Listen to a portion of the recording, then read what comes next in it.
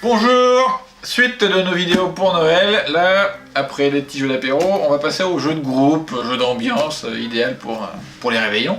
Donc je vais penser dans un premier temps un petit jeu, le Bluff Party.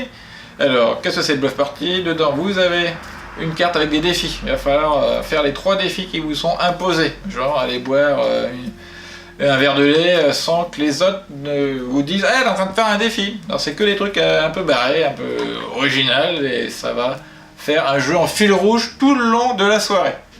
Donc, pour ceux qui ne sont pas non plus spécialement fans de jeux de société à s'asseoir, voilà, on peut faire ça en fil rouge, ça passe très bien.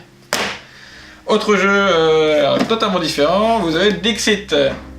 Alors ça va être un jeu où vous allez faire la part belle à l'imaginaire, à la créativité, bref, un jeu extrêmement libre qui est propice au débat. Donc ça, je vous le conseille vivement, tout le monde peut y jouer, n'importe qui.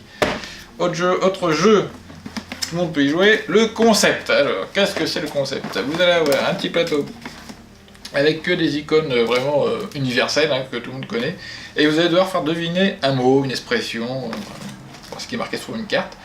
Là, par exemple, c'est une abeille, et on va mettre des petits plots à côté des icônes, et ça va aider les autres joueurs à justement trouver le mot en question.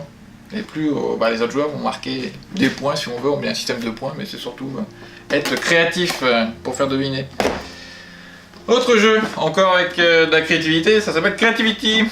Tout nouveau, tout chaud, et ça je pense que ça va bien marcher pour Noël. Vous avez un mot à faire deviner pendant 2 minutes 30, donc ça peut être plusieurs mots si vous êtes très doué, et à chaque fois il y a 9 façons de le faire deviner, soit par du mime, soit avec de la pâte à modeler, en 2 mots, en un seul mot, en chantonnant, en utilisant du fil de fer, en dessinant, en posant des questions aux autres joueurs, ou en faisant des grimaces. Alors tout le matériel dedans est fourni, hein. On peut même acheter du fil de fer, c'est dans la boîte. Donc voilà, et en fonction de ce que vous avez choisi, par exemple du mime, je devais faire deviner un escargot en mimant, ça ne me rapporte que 50 points, c'est pas beaucoup, alors que si j'avais fait en fredonnant, ça donne 120 points. Donc il y a 2 aspects, soit il y a l'aspect, je dirais, créatif, ou si on n'aime pas du tout faire du mime, on peut faire autre chose, pas comme d'autres jeux où ça va nous imposer faire quelque chose, là, libre à nous de faire là où on est le plus à l'aise. Et on peut jouer sur le côté un peu tactique avec les points. Voilà. Donc je pense que ça va bien marcher ça.